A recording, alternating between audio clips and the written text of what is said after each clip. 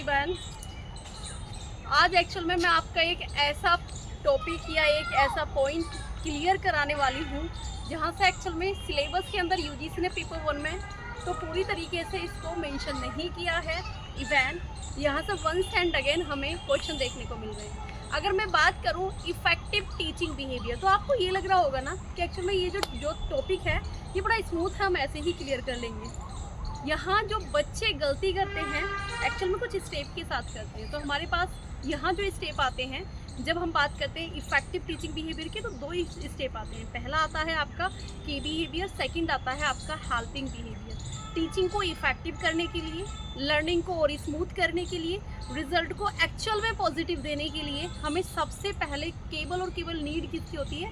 की बिहेवियर की होती है। यानी की बिहेवियर वो बिहेवियर होते हैं जो एक्चुअल में अगर यूज़ नहीं किया गया आपके टीचिंग के अंदर तो ये रिजल्ट जो है ना एक्चुअल में वो पॉजिटिव नहीं निकलेंगे। यानी इस मेथड को यूज़ कौन करते हैं? टीचर करते हैं टीचिंग में। अगर मैं हेल्पिंग बिहेवियर की बात करूँ तो हेल्पिंग बिहेवियर एक्चुअल में वो बिहेवियर होते हैं जो सपोर्टिंग बिहेवियर होते हैं, जो कंप्लीट रूप से सपोर्ट करते हैं हमारी टीचिंग को। तो अब कंप्लीट जो इसके स्टेप हैं तो वहाँ हम बहुत अच्छे तरीके से इंटरकनेक्ट करने वाले हैं, क्योंकि ये है सिर्फ टीचिंग का मीन्स ये है कि जितनी एक्चुअल में इफेक्टिव आपकी टीचिंग होगी उतनी ही इफेक्टिव आपकी लर्निंग होगी। क्योंकि सारी चीज़ें डिफाइन किसको करती है टीचिंग में? लर्निंग को करती है। जितनी स्मूथ तरीके से आप किसी चीज़ को डिफाइन करोगे उतना ही पॉजिटिव आपका रिजल्ट निकलेगा। ठीक है, तो केवल चाहे हम रॉबर्ट गैगने पढ़ें या फिर हम रॉबर्ट गैगने के साथ ब्लूम टैक्सोनॉमी पढ़ें या ब्लूम टैक्सोनॉमी के साथ साथ जब हम इंटरकनेक्ट करते हैं इफेक्टिव टीचिंग बिहेवियर यानी आपका की बिहेवियर और आपका हेल्पिंग बिहेवियर, एक्चुअल में वहाँ से once and again question UGC पूछ रहा है। तो आपको कंप्लीट रूप से स्मूथ तरीके से एक एक चीज़ को बहुत अच्छे से इंटरकनेक्ट करना है। इंटरकनेक्ट करते ही सारी चीज़ों को क्लियर करना है। मैं बात करती हूँ कि बिहेवियर की फर्स्ट लेसन की ना क्लैरिटी अच्छी होनी चाहिए। मतलब अगर टीचर कोई लेसन को मतलब जो एक चैप्टर है या फिर एक कंटेंट है उसको एक्चुअल में डिलीवर कर रहा है तो उसमें बिल्कुल कंप्लीट रूप से उस पार्ट के अंदर क्या होनी चाहिए? स्पष्टता होनी चाहिए। फिर सेकंड बात करूँ अगर मैं, इंस्ट्रक्शंस ऑफ वैरायटी यानी जो निर्देशनात्मक की वैरायटी है एक्चुअल में वो बहुत अच्छी होनी चाहिए। थर्ड आता है पॉइंट यहाँ पर टीचर टास्क ओरिएंटेड। ठीक है, फोर्थ आता है इंगेजमेंट। एक्चुअल में हमें लर्नर की इंगेजमेंट क्यों? क्योंकि अगर हम सारी चीज़ों को कंटेंट को अगर इफेक्टिव डिलीवर कर रहे हैं तो बच्चे हमारे साथ इंगेज कर पा रहे हैं या नहीं कर पा रहे हैं। फिर आता है एक्चुअल में स्टूडेंट सक्सेस रेट, यानी जो भी हमने पढ़ाया है, जो भी हमने अपनी टीचिंग के मेथड के द्वारा बताया गया है, वो जो लर्निंग हुई है हमारी इफेक्टिव हुई है, बच्चों ने कितनी तरीके से अच्छी तरीके से इंटरकनेक्ट करके हमारे साथ अपने रिजल्ट प्रोवाइड किए। ये रहा केवल आपका की बिहेवियर की 5 ऑफ स्टेप।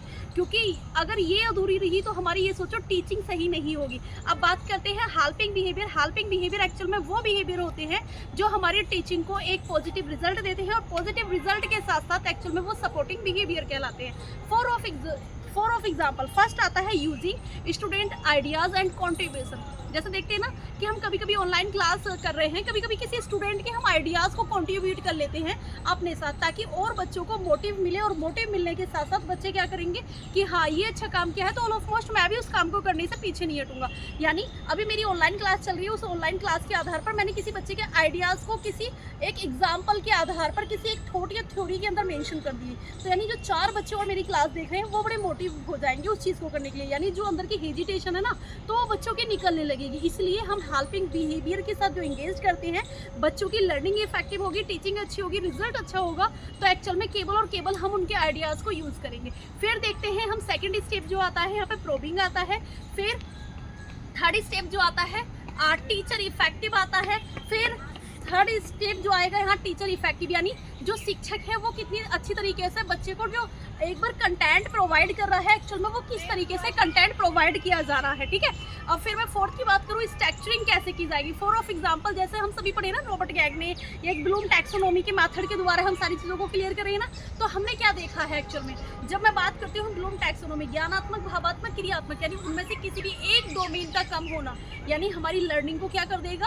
अनइफेक्टिव करेगा। यानी कंप्लीट रूप से हमारी लर्निंग उस तरीके की नहीं होगी, यानी हमारा जो प्लान है, स्ट्रक्चर है, वो उस वे में लर्निंग के पॉजिटिव रिजल्ट को डिलीवर नहीं कर पाएंगे। ठीक है, तो हमें एक संरचना, एक स्ट्रक्चर हमें पहले से ही सारी चीज़ें बना के चलनी चाहिए। ठीक है, फिर आता है क्वेश्चन आया, यानी हम जब स्टूडेंट के एक क्यूरियोसिटी, एक discover method learning by doing your self, यानी सारी चीज़ों को जानने की कोशिश करते हैं, तो सबसे पहले हम एक क्वेश्चन मेथड की एक सीरीज रखते हैं, ताकि आप देख रहे हैं ना कि एनईपी 2020 क्या बोली है। एनईपी 2020 जो बोली है, ये बोली है कि अगर बच्चे को कुछ सिखाना है, बताना है, तो एक्चुअल में बच्चे के डिस्कवर लर्निंग मेथड के द्वारा वो सारी चीज़ें आपको कंप्लीट करानी है, क्लियर करानी है, ताकि बच्चे के अंदर हेजिटेशन ना रहे और बच्चा खुद करके सीखे, यानी learning by doing your self जैसे कॉन्सेप्ट को लेकर आए।